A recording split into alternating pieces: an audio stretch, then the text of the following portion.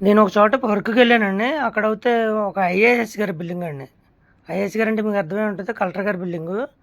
అయితే పైన water tank అంటుకుంటున్నాం Prasad. ఇలాగ మనకి ప్లంబింగ్ చేయాలంటే ముందు రేట్ మాట్లాడుకొని వచ్చేసానండి.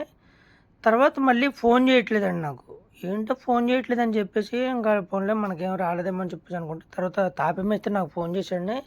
ప్రసాద్ గారు ఇలాగ మనకి గ్రోటింగ్ చేస్తారు కదండీ! ట్యాంక్ లీక్ అవుతే వాళ్ళ నంబర్ ఉంటే ఇవ్వండి అని అడిగారండి. దేనికండి అని అడిగాను.